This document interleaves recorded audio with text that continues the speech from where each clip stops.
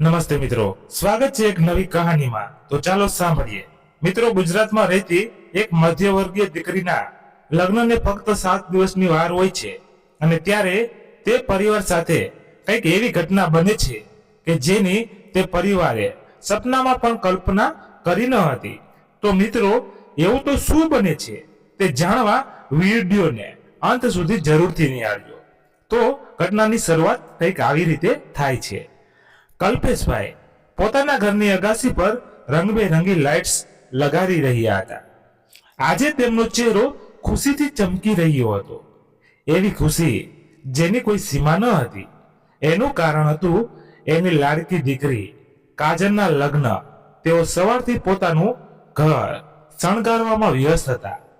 એ જ સમયે એની દીકરી કાજલ કંઈક કામથી અગાસી પર આવી અને કલ્પેશભાઈને એકલા કામ કરતા જોઈ એમને કહેવા લાગી, પપ્પા એકલા એકલા શું કામ મહેનત કરો છો? લાવો, હું તમારી મદદ કરું છું। એટલે કલ્પેશભાઈ એને કહેવા લાગ્યા, અરે બેટા, તારા જ લગ્નમાં તું કામ કરે એ થોડી ચાલે? તું શાંતિથી આરામ કર, હમણાં જ બધું થઈ જશે। પરંતુ કાજલ એકની બે ન થઈ અને પોતાના પપ્પાની મદદ કરવા લાગી। બંને બાપ દીકરી હસી મજાક કરતા અગાસી પર લાઈટો લગાવી રહ્યા હતા અને ત્યારે જ અચાનક કલ્પેશભાઈના ફોન પર કોઈનો ફોન આવ્યો અને ફોનમાં વાત કરતા કરતા ત્યાંથી થોડા દૂર ગયા।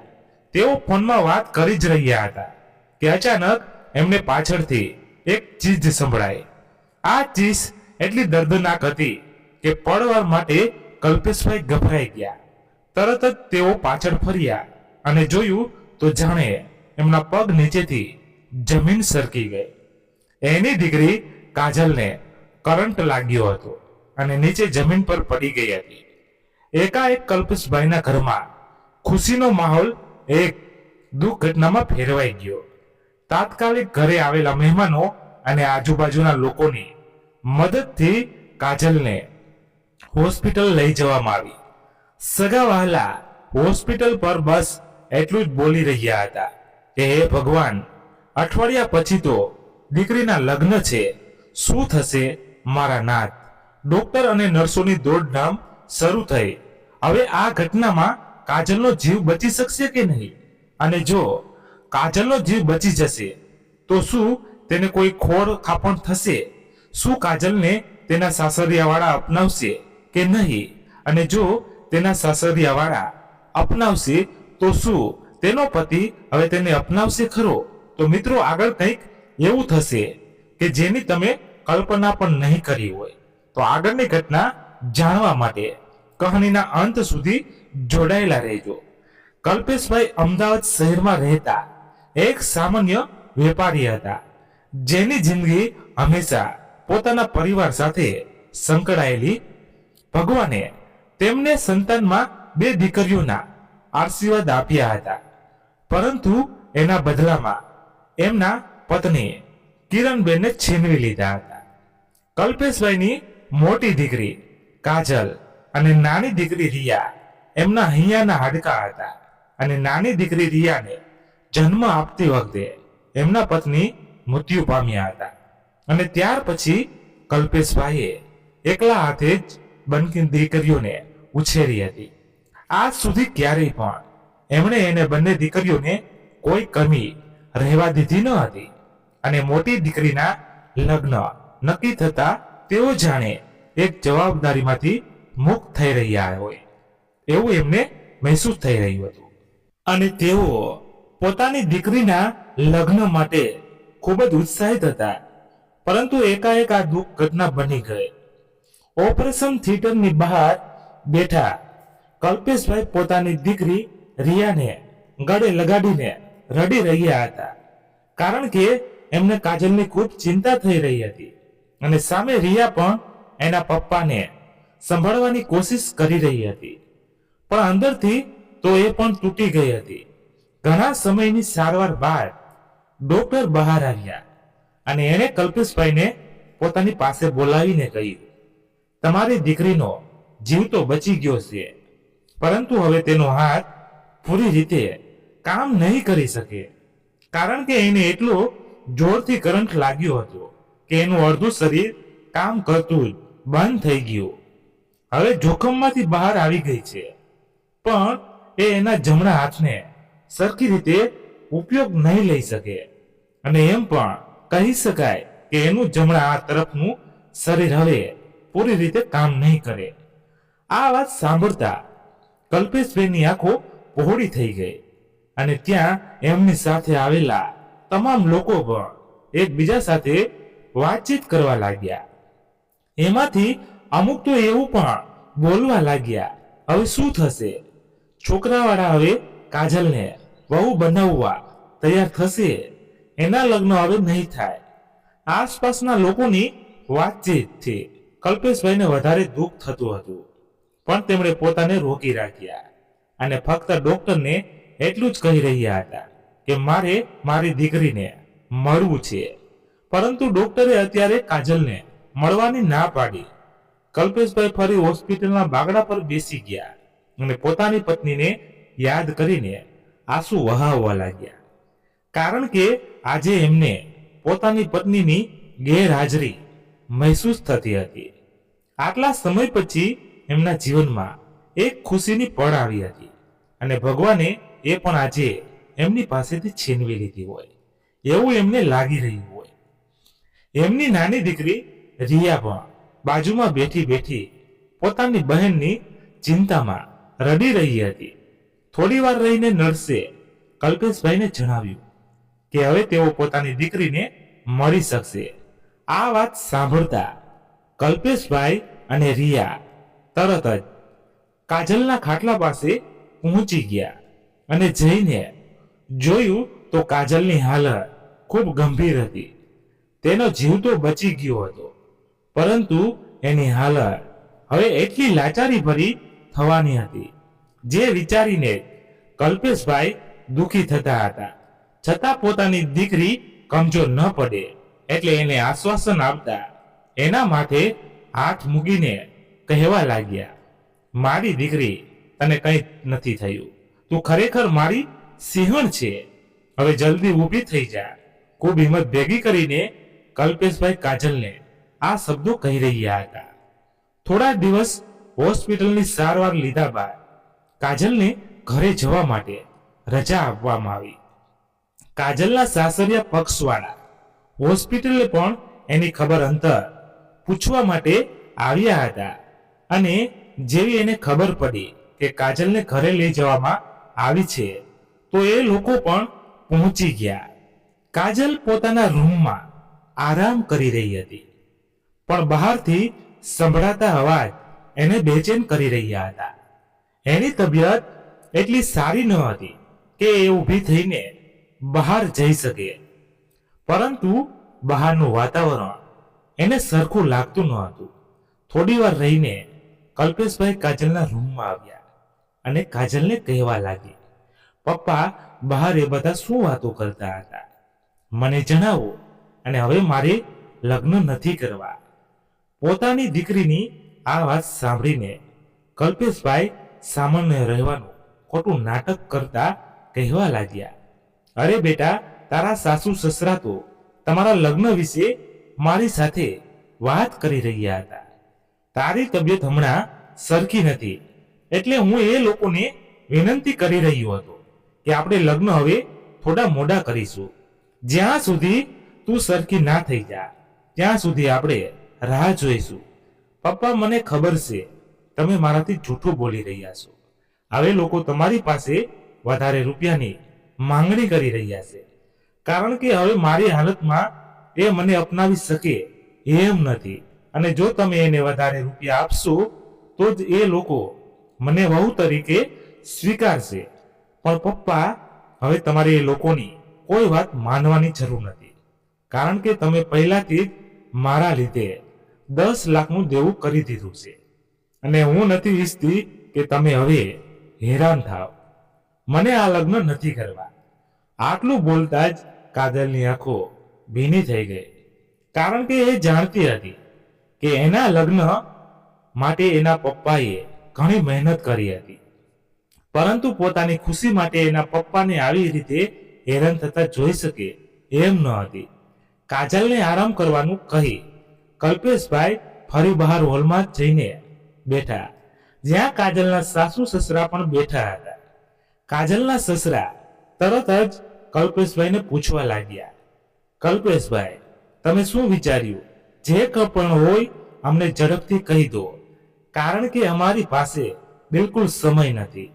એટલે ગડગડા અવાજે કલ્પેશભાઈ એમને કહેવા લાગ્યા, હું માનું છું કે મારી દીકરી ખૂબ ભાગ્યશાળી છે કે જે તમારા ઘરની વહુ બનવાની છે.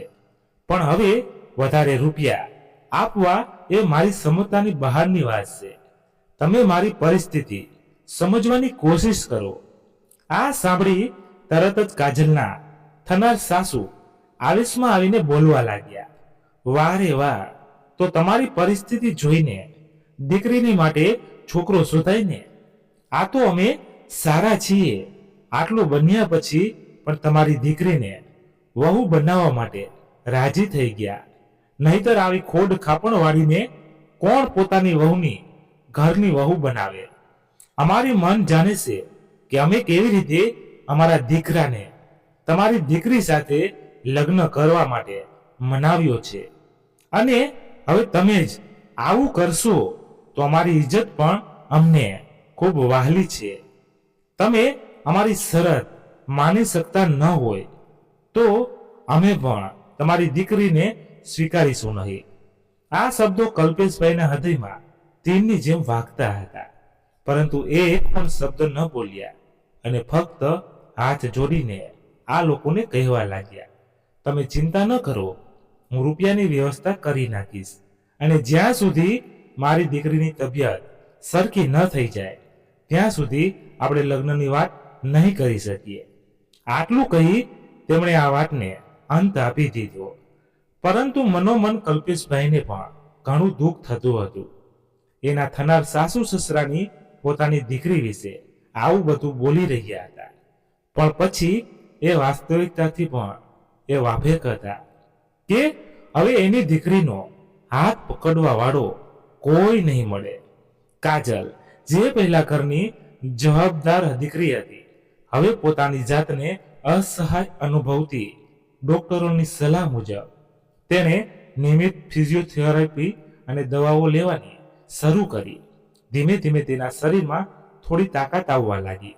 તે બેઠી થઈ શકતી હતી, ધીમા પગલે ચાલી શકતી અને રોજિંદા કેટલાક કામોમાં મદદ કરવાનો પ્રયાસ કરતી. પરંતુ જમણા હાથ અને શરીરના જમણા ભાગને કરંટની અસરને કારણે પેરાલિસિસ જેવી સ્થિતિ થઈ ગઈ હતી. તેની નાની બહેન રહ્યા તેને મદદ કરતી, પરંતુ કાજલના મનમાં પોતાની અસમર્થતાનો અફસોસ વધતો જતો હતો. આ સ્થિતિને કારણે ઘરનું વાતાવરણ હંમેશા ગમગીન રહેતું અને લગ્નની તૈયારીઓ જે પહેલા ખુશીથી ભરેલી હતી તે હવે ચિંતાના વાદળોમાં ઢંકાઈ ગઈ હતી. કલ્પેશભાઈ, જે અમદાવાદમાં પોતાની નાની દુકાન ચલાવતા હતા, હવે દિવસ રાત કાજલની તબિયત જોઈને ચિંતિત રહેતા. તેઓ સવારે ઉઠીને કાજલને જુએ તો તેના હાથની અસમતા તેમને વીંધી જતી. તેઓ વિચારતા કે મારી દીકરી જે પહેલા ઘરનું બધું સંભાળતી હતી, હવે પોતાનું પણ સંભાળી શકતી નથી. તેના ભવિષ્યનું શું થશે? તેઓ રાત્રે ઊંઘી પણ શકતા ન હતા. ઉપરથી કાજલના સાસરીવાળા રોજ જ નવી નવી ફરમાઈશો કરતા રહેતા. શરૂઆતમાં તેઓએ વધુ દહેજની માંગ કરી હતી, પરંતુ હવે તેમની માંગણીઓ વધતી જતી. તેઓ ફોન કરીને અથવા ઘરે આવીને કહેતા, હવે તમારી દીકરીને અમે અપનાવીએ તો અમારા પણ બોજો પડશે. આ વાતો કલ્પેશભાઈને અંદરથી તોડી નાખતી, પરંતુ તેઓ ચૂપ રહીને સહન કરતા, કારણ કે તેઓને ડર હતો કે લગ્ન તૂટી જશે તો કાજલનું ભવિષ્ય અંધકારમય બની જશે. કલ્પેશભાઈએ પહેલેથી જ કાજલના લગ્ન માટે 10 લાખ રૂપિયાનું દેવું કર્યું હતું, પણ કાજલના સાસરિયાવાળાની માંગણીએ પૂરી કરવા માટે અંતે તેમણે વિચાર્યું કે તેઓ પોતાની દુકાન પર લોન લઈ લેશે. જે ઘર થોડા દિવસ પહેલા મહેમાનો અને તૈયારીઓથી ભરેલું હતું, એ જ ઘરમાં આજે એક અલગ જ શાંતિ છવાયેલી હતી. કલ્પેશભાઈ પોતાના રૂમમાં એકલા બેઠા હતા. દિવાલ પર ટીંગાડેલી એમની સ્વર્ગવાસ પત્નીની તસવીર જોઈને એમની આંખો ભીની થઈ રહી હતી. તેઓ મનોમન પોતાની પત્નીને યાદ કરી રહ્યા હતા. એ જ સમયે એમના ફોન પર એક ફોન આવ્યો અને પછી ફોનમાં જે વાત ખબર પડી એ સાંભળીને તો કલ્પેશભાઈ તનબંધ રહી ગયા. ફોનમાં એના બાજુની દુકાનવાળાનો ફોન હતો, જે કલ્પેશભાઈને જણાવી રહ્યો હતો કે કલ્પેશભાઈની દુકાનમાં આગ લાગી છે અને આગ ખૂબ ઝડપથી આગળ વધી રહી છે. આ વાત સાંભળતા તો કલ્પેશભાઈ ખૂબ જ ગભરાઈ ગયા અને એક પણ મિનિટનો વિલંબ કર્યા વગર પોતાની દુકાન પર પહોંચી ગયા અને જઈને જોયું તો જાણે વર્ષોથી કરેલી મહેનત એક જ ક્ષણમાં વેરવિખેર થઈ ગઈ હોય એવું લાગતું હતું. આ દ્રશ્ય તેમના માટે એટલું હૃદયદ્રાવક હતું કે કલ્પેશભાઈ ગાંડાતુર બની ગયા. પોતાની વર્ષોથી સાચવેલી દુકાન આજે આગમાં ભોગી રહી હતી. પોતાની દુકાનને બચાવવા તેઓ પાણીથી આગ બુઝાવવા માટે જતા હતા, પરંતુ આગ એટલી તીવ્ર હતી કે એની નજીક ઊભું રહેવું પણ જોખમ ભર્યું હતું.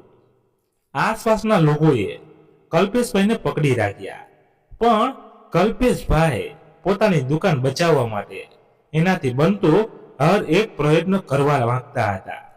આસપાસના લોકો પણ કલ્પેશભાઈની આ પરિસ્થિતિ જોઈને ભાવુક થઈ ગયા, કારણ કે કલ્પેશભાઈ એક સીધા સાધા અને સાદગીવાળા માણસ હતા, જેને પોતાની દુકાન સાથે ખૂબ લગાવ હતો. પોતાની દીકરીના લગ્ન માટે એની દુકાન જ એમની એકમાત્ર આશા હતી, જેના પર હવે પાણી ફરી વળ્યું હતું. કલ્પેશભાઈ પોતાનું માથું પકડીને જમીન પર બેસી ગયા અને જોર જોરથી રડવા લાગ્યા. એની આસપાસના દુકાનદારોએ એમને સંભાળવાની કોશિશ કરી, પરંતુ હર કોઈ એના દુઃખને જાણતું હતું.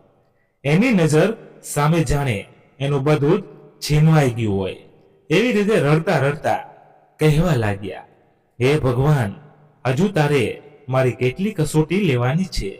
મેં કોઈનું શું બગાડ્યું છે? કલ્પેશભાઈના જીવનમાં આ આગની ઘટના જાણે તેમના છેલ્લા આધારને પણ ભસ્મીભૂત કરી દીધું હતું.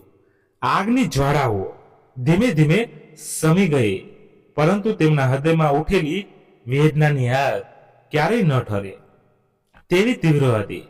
ફાયર બ્રિગેડની ટીમે આગ પર કાબુ મેળવી લીધો હતો અને આસપાસના લોકો ધીમે ધીમે વિખરાઈ ગયા, પરંતુ કલ્પેશભાઈ ત્યાં જમીન પર બેઠા બેઠા રડી રહ્યા. તેમની આંખોમાંથી આંસુ રોકવાનું નામ નહોતા લેતા અને હાથમાં પકડેલી એક જૂની ચાવી, જે તેમની દુકાનના તાળાની હતી, હવે તેમને કોઈ કામની ન હતી.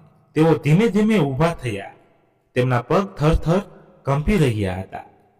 આગળ વધીને તેઓ દુકાનમાં પ્રવેશ્યા.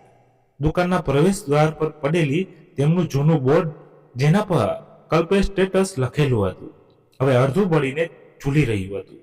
કલ્પેશભાઈએ તેને હાથથી સ્પર્શ કર્યો. તેની આંગળીઓ પર કાળી કાજલ જમા થઈ ગઈ અને તેમના મનમાં યાદોનું તોફાન ઉભરાયું.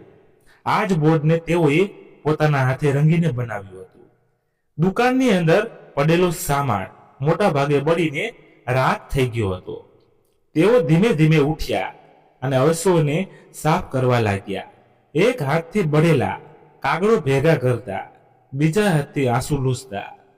આસપાસના કેટલાક દુકાનદારો આવીને મદદ કરવા લાગ્યા, પરંતુ અત્યારે કલ્પેશભાઈનું દુઃખ શબ્દમાં વર્ણવી શકાય એમ ન હતું. દુકાનના પાછલા ભાગમાં પડેલું એક જૂનું કેશ બોક્સ, જેમાં તેઓ દીકરાઓ માટે પૈસા બચાવતા હતા, હવે બળીને ખાખ થઈ ગયું હતું. તેઓ તેને ખોલવાનો પ્રયાસ કર્યો, પરંતુ અંદર માત્ર રાખ જ હતી, જાણે તેમના જીવનની બચત પણ આગમાં ભસ્મ થઈ ગઈ હોય.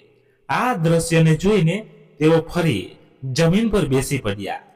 તેમના આંસુઓ જમીન પર પડેલી રાખને પણ ભીંજવી રહ્યા હતા. જ્યારે કલ્પેશભાઈની બંને દીકરીઓને પણ ખબર પડી કે એમની દુકાનમાં આવું થયું છે, ત્યારે એમને પણ પોતાના પિતાને લઈને ચિંતા થવા લાગી. પળભરમાં જાણે તો કલ્પેશભાઈની જિંદગી સાવ શૂન્ય થઈ ગઈ હોય એવું લાગતું હતું. એક તરફ પોતાની દીકરીના લગ્નની ચિંતા અને બીજી તરફ પોતાના પાસે કોઈ વ્યવસ્થા નથી જેના લીધે કાજલના લગ્ન કરી શકે. પરંતુ એક સાંજે જ્યારે કલ્પેશભાઈ આ ચિંતામાં બેઠા હતા ત્યારે એમની નાની દીકરી રિયા તેમની પાસે આવી અને કહેવા લાગી, પપ્પા તમે જરાય ચિંતા ન કરો, અત્યારે આપણે દીદીના લગ્નની તૈયારી કરીએ અને મારા અભ્યાસની પણ ચિંતા ન કરો. હવે મારે આગળ અભ્યાસ નથી કરવો. દીદી સાસરે જતી રહે પછી આપણે બંને બાપ દીકરી સાથે મળીને કમાઈશું અને તમે મારી ચિંતા બિલકુલ ન કરો. રિયા ઉંમરમાં તો ઘણી નાની હતી પરંતુ પોતાના પપ્પાનું આ દુઃખ જોઈને આજે વડીલોની જેમ વ્યવહાર કરતી હતી. અંતે થોડા મહિના બાદ કાજલના લગ્નની તારીખ લેવામાં આવી અને બધા જ લોકો ફરી લગ્નની તૈયારીઓમાં વ્યસ્ત થઈ ગયા. કલ્પેશભાઈ પોતાની દીકરીઓની ખુશી માટે એમનાથી બનતી હર એક કોશિશ કરવા માટે તૈયાર હતા, જેના લીધે એણે એમના વ્યવહાર પક્ષની બધી શરતોનું માન રાખ્યું હતું. પોતાની એકમાત્ર આશા એમની દુકાન તેમને ફરીથી ધીમે ધીમે ઊભી કરી અને એમના ઘર પર લોન લઈને કાજલના સાસરિયાવાળાની બધી શરત પૂરી કરી અને આખરે એ દિવસ આવી જ ગયો જ્યારે કલ્પેશભાઈ ધામધૂમથી પોતાની દીકરીના લગ્ન કર્યા અને એને સાસરે વળાવી. પરંતુ કલ્પેશભાઈના જીવનની સાચી મુશ્કેલીઓ તો હવેથી શરૂ થવાની હતી અને આગળ એના આખા પરિવાર સાથે જે ઘટના બનવાની હતી એની કલ્પના ક્યારે પણ કોઈ ન કરી હોય. ધામધૂમથી લગ્ન કર્યા બાદ કાજલે પોતાની સાસરીમાં પગ મૂક્યો. તેના હૃદયમાં લાગણીઓનું મિશ્રણ ભરેલું હતું. તો એક તરફ નવા જીવનની શરૂઆતનો આનંદ અને બીજી તરફ પોતાના શરીરની અસમતાનો ડર. સાસરે પહોંચતા જ તેનું સ્વાગત થયું રીતિ રિવાજો પ્રમાણે. ગૃહ પ્રવેશ, આરતી અને મીઠાઈ. તે સમયે તેને લાગ્યું કે કદાચ બધું સરખું થઈ જશે. તેના સાસુ સસરા અને પતિ અર્જુનને પણ શરૂઆતમાં સામાન્ય વર્તન કર્યું, પરંતુ આ બધું માત્ર દેખાડો હતો. કલ્પેશભાઈ આ તરફ પોતાની એક મોટી જવાબદારીમાંથી મુક્ત થયા અને તેઓ ખુશ હતા કે પોતાને ગમે એવી તકલીફ ઉઠાવી પડી પરંતુ પોતાનું સંતાન ક્યારેય દુઃખી ન થાય.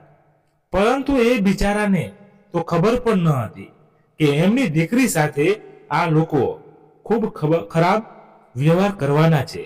થોડા દિવસોમાં કાજલના સાસરીવાળાના અસલી ચહેરા સામે આવવા લાગ્યા.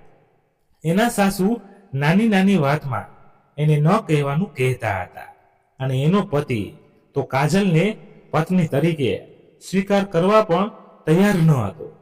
તેઓએ લગ્ન વખતે જે દહેજ અને પૈસા મેળવ્યા હતા તેને તેઓ મહેનતનું ફળ માનતા હતા, પરંતુ કાજલની અસમતા તેમને કાંટાની જેમ વીંધી રહી હતી. તેઓ વારવાર કહેતા, અમે તને અપનાવી તો લીધી પરંતુ તું કોઈ કામની નથી.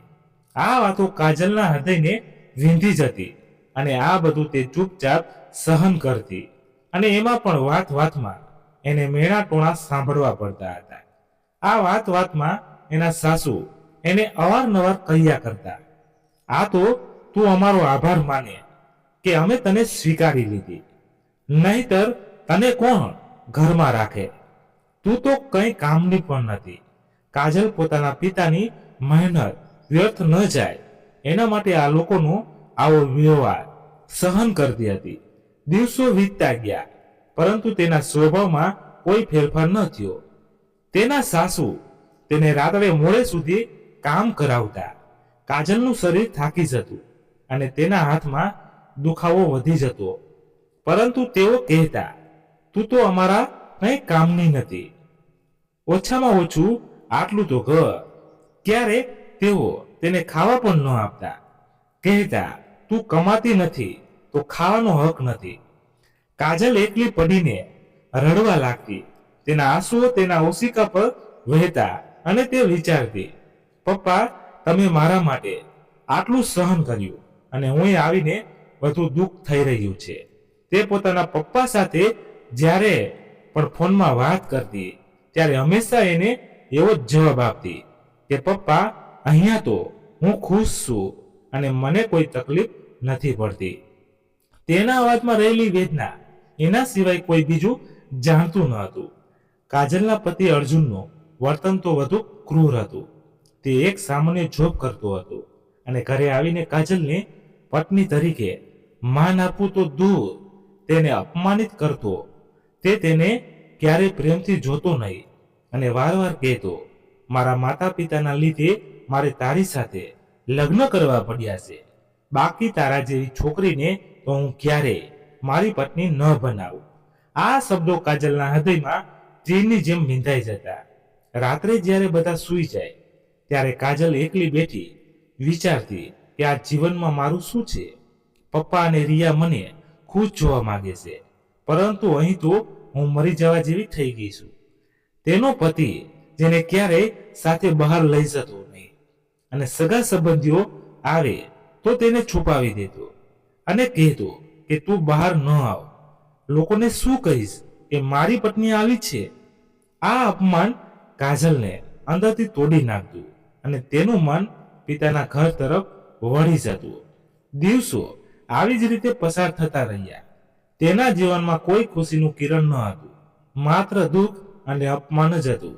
પરંતુ કાજલ પોતાના સાસુ સસરા અને તેના પતિને પોતાનાથી બને તેવી સાચવવાની કોશિશ કરતી રહેતી, કારણ કે કલ્પેશભાઈએ એને ખૂબ સારા સંસ્કાર આપીને ઉછેરી. તે સવારે ઉઠીને ડાબા હાથથી રસોડામાં કામ કરતી, જમણા હાથની અસમતા છતાં પ્રયાસ કરીને ચા નાસ્તો તૈયાર કરતી અને સાસુ સસરાના આદેશોને માન આપતી. તે વિચારતી કે જો હું સારી વહુ બનીશ તો કદાચ તેઓ મને અપનાવશે. તેના મનમાં પિતાની મહેનતની કિંમત હતી. તેમણે દેવું કરીને લોન લઈને અનેક મુશ્કેલીઓ સહન કરીને તેના લગ્ન કર્યા હતા. તેથી તે ક્યારેય ફરિયાદ કરતી નહીં, બસ એકાંતમાં તેના આંસુ વહાવીને પોતાનું દુઃખ પીસતી. તેના સંસ્કારો તેને શક્તિ આપતા, પરંતુ તેનું જીવન દરરોજ વધુ અંધકારમય બની રહ્યું હતું. એમાં જ એક દિવસ જ્યારે ઘરમાં સામાન્ય વાતાવરણ હતું, કાજલના સસરાનો ફોન પર એક કોલ આવ્યો. તે કોલમાં જણાવ્યું કે અર્જુનનું ગંભીર અકસ્માત થયું છે. અર્જુન તેની બાઇક પર કામ પરથી પરત ફરી રહ્યો હતો અને એક ઝડપી ટ્રક સાથે તેને ટક્કર થઈ ગઈ હતી. અકસ્માત એટલો તીવ્ર હતો કે તેનું બાઇક તૂટીને વેરવિખેર થઈ ગયું હતું અને તેને તાત્કાલિક હોસ્પિટલમાં ખસેડવામાં આવ્યો છે. આ વાત સાંભળતા જ ઘરમાં હોબાળો મચી ગયો. કાજલના સસરા ફોન હાથમાં પકડીને સ્તનબંધ થઈ ગયા. તેમનો ચહેરો પીળો પડી ગયો અને તેઓ બબડવા લાગ્યા, મારો દીકરો, હે ભગવાન, શું થયું? એના સાસુ તરત જ રડવા લાગ્યા. આ બધું જોઈને કાજલ પણ ચિંતામાં આવી ગઈ. તેના મનમાં અર્જુનની ચિંતા હતી, કારણ કે તે તેને પતિ તરીકે માન આપતી હતી અને તેના સંસ્કારો તેને કહેતા કે પરિવારના સભ્યની મુશ્કેલીમાં સાથ આપવો જોઈએ. પરંતુ તે જ વખતે તેના સાસુએ તેના પર આક્રોશ કાઢ્યો. તેઓ રડતા રડતા કાજલ તરફ ફર્યા અને બોલ્યા, તારા કારણે આ બધું થયું છે. તું મારા ઘરમાં આવી ત્યારથી કંઈ સારું નથી થયું. કાજલ આ વાત સાંભળીને સ્તનબંધ થઈ ગઈ. તેના મનમાં વિચાર આવ્યો કે મારો આમાં કોઈ વાંક નથી, હું તો ઘરમાં જ હતી. પરંતુ તે ચૂપ રહી. તેને લાગ્યું કે આ સમયે વિરોધ કરવાથી વાત વધુ બગડશે. બધા જ લોકો હોસ્પિટલ તરફ દોડ્યા. કાજલ પણ તેમની સાથે ગઈ. તેના પગ ભારે થઈ ગયા હતા અને તે મનમાં પ્રાર્થના કરતી હતી કે અર્જુન સુરક્ષિત રહે. હોસ્પિટલમાં પહોંચતા જ તેઓને ઇમરજન્સી હોલમાં લઈ જવામાં આવ્યો. અર્જુનને ઓપરેશન થિયેટરમાં લઈ જવામાં આવ્યો અને તેની સ્થિતિ ક્રિટિકલ હતી. સાસુ સસરા બહાર બેઠા પ્રાર્થના કરી રહ્યા હતા. તેમના ચહેરા પર ચિંતાના વાદળો છવાયેલા હતા. કાજલ પણ ત્યાં બેઠી હતી, તેના હાથમાં માળા ફેરવતી અને મનમાં ભગવાનને યાદ કરતી.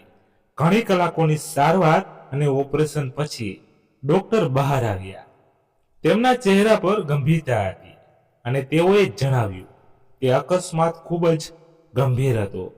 અર્જુનના પગમાં ગંભીર ઈજા થઈ છે. હાડકાં તૂટી ગયા હતા અને રક્તસ્રાવ એટલો વધુ હતો કે ડોક્ટરને તેઓ એક પગ કાપી નાખવો પડ્યો હતો. તે જીવિત તો બચી ગયો છે, પરંતુ હવે તે ક્યારેય તેના પગ પર ચાલી શકશે નહીં. તેને વ્હીલચેર કે કૃત્રિમ પગની જરૂર પડશે. આ વાત સાંભળીને ત્યાં હાજર તમામ લોકો આશ્ચર્યચકિત અને દુઃખી થઈ ગયા. કાજલના સાસુ તો જોર જોરથી રડવા લાગ્યા.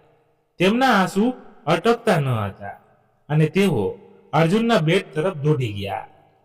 તેમના મનમાં તેમના એકમાત્ર દીકરાના ભવિષ્યની ચિંતા હતી. આ ઘટનામાં કાજલનો કોઈ વાંક ન હતો. તેમ છતાં તેના સાસુ સસરા અને આસપાસના લોકોએ તેને જવાબદાર ઠેરવી. તેઓએ કાજલને અભાગણ અને અપશકુનિયાળી કહીને અપમાનિત કરવા લાગ્યા. એના સાસુ તો કાજલ તરફ આંગળી ચીંધીને બોલ્યા, જ્યારથી તારા પગ અમારા ઘરમાં પડ્યા છે ત્યારથી અમારી સાથે કંઈ સારું થયું જ નથી. તારા બાપે એક અભાગણને અમારી વહુ બનાવીને મોકલી દીધી. તારા કારણે અમારા દીકરાનું આ હાલ થયો છે. એના સસરા પણ તેમને સમર્થન આપતા કહેતા, અમે તને અપનાવી તો લીધી, પરંતુ તું અમારા ઘરમાં અપશકુનિયાળી લઈને આવી છે. હવે અમારા દીકરાનું ભવિષ્ય શું થશે? આ વાતો તો સાંભળીને કાજલનું હૃદય ફાટી પડ્યું. તેની આંખોમાં આંસુ આવી ગયા, પરંતુ તે ચૂપ રહી. તે વિચારી રહી હતી કે મારા કારણે આ કેવી રીતે થયું? હું તો તેમની સેવા કરું છું. અન્યાય કાજલને અંદરથી તોડી નાખતો, પરંતુ તેના સંસ્કારો તેને વિરોધ કરતા અટકાવી રહ્યા હતા. થોડા દિવસની સારવાર બાદ અર્જુનને હોસ્પિટલમાંથી રજા આપવામાં આવી અને ઘરે આવીને પણ એ પોતાનો ગુસ્સો અને નિરાશા કાજલ પર જ ઠાલવતો હતો. કાજલ પોતાના પતિ ધર્મ સમજીને અર્જુનની સેવા કરતી હતી, પરંતુ અર્જુનને તો આ બધું દેખાડું જ લાગતું હતું. એ હર વખતે કાજલને અપમાનિત જ કરતો હતો. અને એ જ સમય દરમિયાન કલ્પેશભાઈને પોતાના જમાઈના આ અકસ્માત વિશે ખબર પડી અને તેઓ તેના ખબર અંતર પૂછવા માટે કાજલના સાસરે આવી પહોંચ્યા. અચાનક તેમને ઘર આંગણે જોઈને કાજલના સાસુ સસરા અને અર્જુનનો ચહેરો ફીકો પડી ગયો. તેઓ કલ્પેશભાઈ સામે સારું બનવાનું ખોટું નાટક કરવા લાગ્યા અને પોતાની દીકરીને જોઈને તો કલ્પેશભાઈ ખૂબ જ ભાવુક થઈ ગયા. સામે કાજલ પણ એના પપ્પાને જોઈને રડી રહી હતી. એના સાસુ પાછળનું કારણ ફક્ત એકલી જ જાણતી હતી, પણ એ ક્યારેય પણ પોતાના પપ્પાને એનું દુઃખ કહીને હેરાન નહીં કરે એમ વિચારીને એ પોતાનું જીવન અહીંયા વિતાવતી હતી. કલ્પેશભાઈની નજર સામે તો કાજલના સાસરીવાળા એવો વ્યવહાર કરતા હતા જાણે એ કાજલને પોતાની સગી દીકરીની જેમ રાખતા હોય. અને આ જોઈને તો કલ્પેશભાઈ પણ ઘણા ખુશ હતા કે પોતે ભલે ગમે એવડી તકલીફ ઉઠાવે પણ પોતાની દીકરી અહીંયા સુખી છે. આ સંતોષ સાથે એ પોતાના ઘરે જવા માટે કાજલના ઘરેથી નીકળ્યા. અને હજુ તો તેઓ થોડે આગળ જ ગયા હશે કે કાજલના સાસુ સસરાએ ફરી કાજલને સંભળાવવાનું શરૂ કરી દીધું. તેઓ કહેવા લાગ્યા, તારા બાપને અહીંયા તે બોલાવ્યો હશે ને, અમારી ફરિયાદ કરી હશે એટલે પોતાને આ અભાગણ દીકરીની હાલત જોવા માટે દોડ્યો આવ્યો. એટલે એના જવાબમાં કાજલ કહેવા લાગી, આજ સુધી મેં મારા પપ્પાને એક પણ શબ્દ નથી કહ્યો અને હું ક્યારેય કહીશ પણ નહીં, કારણ કે એમણે ઘણી મહેનતથી મારા લગ્ન કર્યા છે.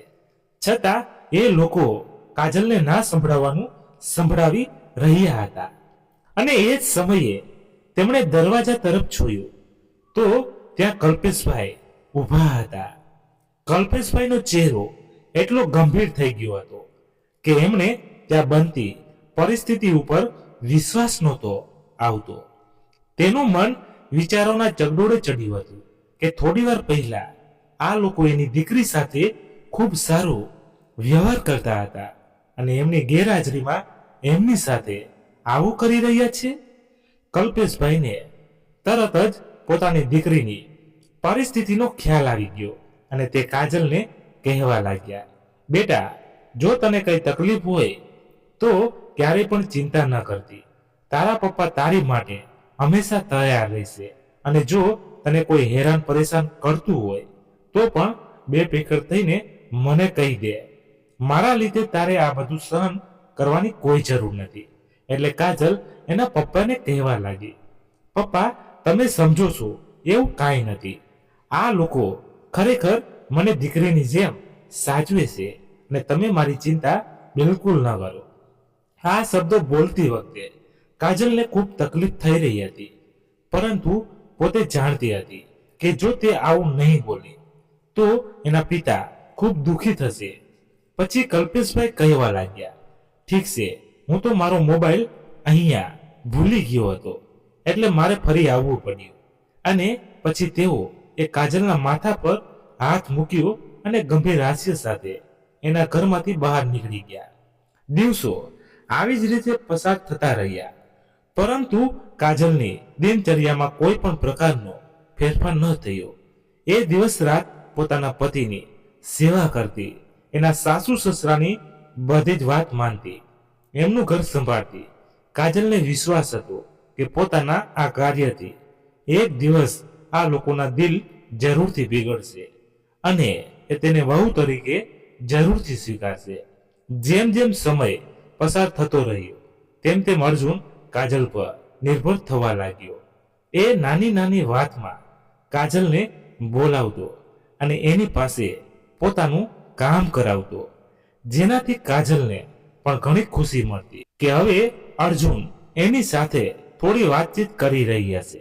અને એક સમય એવો આવ્યો જ્યારે અર્જુનને કાજલની કિંમત સમજાઈ ગઈ અને કાજલનો સેવાભાવી સ્વભાવ અને નિર્મળ હૃદયના કારણે અર્જુનને પણ મહેસૂસ થયું કે તે અત્યાર સુધી કાજલ સાથે ખૂબ જ ખોટું કરી રહ્યું હતું. અને એક દિવસ તો એવો આવ્યો કે જ્યારે અર્જુને પોતાના મમ્મી પપ્પાને કડક શબ્દોમાં કહી દીધું કે આજ પછી કાજલ સાથે ક્યારે પણ આવો વ્યવહાર ન કરતા. આજ સુધી આપણે બસ એને દુઃખી જ કરી છે, ક્યારેય એની પરિસ્થિતિ સમજવાની કોશિશ નથી કરી. જે મારી સાથે થયું છે એ મારી જ ભૂલના કારણે થયું છે, પરંતુ મારી હાલતથી મને ખૂબ સારી રીતે સમજાઈ ગયું કે બિચારી કાજલ અત્યાર સુધી આપણી સાથે કેમ રહી હશે. પોતાના દીકરીના શબ્દો સહળીવા માટે એના માતા પિતાને સારા નહોતા લાગતા, પરંતુ પછી પોતાના દીકરા પ્રત્યે કાજલની સેવા જોઈને એમનું હૃદય પણ પીગળી ગયું અને અંતે એક સમય એવો આવ્યો જ્યારે તેમણે કાજલને પોતાની પુત્રવધુ તરીકે સ્વીકારી લીધી અને એની શારીરિક અસમર્થતાને માન રાખીને એની સાથે ઇજ્જતથી રહેવા લાગ્યા. અચાનક થયેલ આ ફેરફારથી કાજલ થોડીવાર માટે તો મૂંઝાઈ ગઈ, પરંતુ ઘણા સમય સુધી આવો જ વ્યવહાર જોઈને એને વિશ્વાસ આવી ગયો કે ખરેખર હવે એના સાસુ સસરા અને પતિ સુધરી ગયા છે અને પછીથી એમની જિંદગી ખુશખુશાલ વીતવા લાગી. જ્યારે કાજલનો પતિ અર્જુન એના જેવી સ્થિતિમાં આવ્યો ત્યારે એને કાજલની હાલત સમજાય અને એણે પોતાની પત્ની માટે વિરોધ કર્યો. હવે કાજલ પોતાના સાસરીમાં રાજી ખુશીથી રહેતી હતી અને જોઈને એના પિતા કલ્પેશભાઈને પણ શાંતિ થઈ ગઈ હતી. મિત્રો, આ ઘટના પરથી આપણને એટલું તો જરૂરથી શીખવા મળ્યું કે એક બાપ પોતાની દીકરીના લગ્ન માટે ઘણી બધી મહેનત અને કુરબાની આપતો હોય છે, પરંતુ આ કહાની દ્વારા દરેક સમાજના લોકોને એક જ વસ્તુ કહેવા માંગીશું કે ક્યારે પણ તમારી ઈચ્છા અને માગણીને એટલી પણ વધારે ન કરો કે એક દીકરીનો બાપ પોતાનું બધું જ દાવ પર લગાવી દે. એ પોતાની દીકરી જે એની દુનિયામાં સૌથી વધારે કિંમતી છે એ તમને સોંપી રહ્યા છે, એનાથી વિશેષ આ દુનિયામાં કંઈ જ નથી. જેથી તમારા ઘરે આવતી તમારી વહુ એ પણ કોઈની દીકરી છે એમ વિચારીને હંમેશા એને માન સન્માન આપો, કારણ કે એ તમારા ઘરની લક્ષ્મી છે. અને આજકાલ આ સમયમાં બધા દેખાદેખીમાં પોતાના સંતાનોના લગ્ન કરાવે છે, પરંતુ એ કરવાની બદલે તમે ફક્ત એટલું વિચારીને લગ્ન કરો કે તમારા સંતાનોના લગ્ન તમે જેની સાથે કરાવી રહ્યા છો તે તમારું સંતાન સુખી થશે કે નહીં. બાકી 4 દિવસના પ્રસંગ પછી કોઈ લોકો તમને યાદ નથી કરવાના. અને આ બધું કર્યા પછી તમારા જીવનમાં જે તકલીફ થશે એમાં કોઈ પણ સાથ નહીં આપવાના. જેથી દરેક મા બાપને પણ એક વિનંતી છે કે હંમેશા પોતાની દીકરીને સારું સાસરું મળી રહે એ લાલચમાં એટલા પણ આંધળા ન થાવ કે તમારી દીકરીને તમે જાણી જોઈને દુઃખના દરિયામાં ધકેલી લીધું. આ કહાની એક માધ્યમ છે જે દરેક લોકો સુધી પહોંચી શકે અને તેઓ સમજી શકે કે તમારા સંતાન માટે સાચું શું છે. વહાલા મિત્રો, આ કહાની આપને પસંદ આવી હોય તો ખાસ આપણી આ ચેનલને સબસ્ક્રાઇબ કરવાનું ભૂલશો નહીં, જેથી આવી સત્ય ઘટના અને સત્ય ઘટના પર આધારિત કહાની આપને સમયસર સાંભળવા મળતી રહે. તેમજ આ કહાની વિશે આપનું શું કહેવું છે તે પણ આપ અમને કોમેન્ટ બોક્સમાં જરૂરથી જણાવજો અને લાઈક શેર જરૂરથી કરજો. તો ફરી મળીશું નવી કહાનીમાં. ધન્યવાદ. Thank you.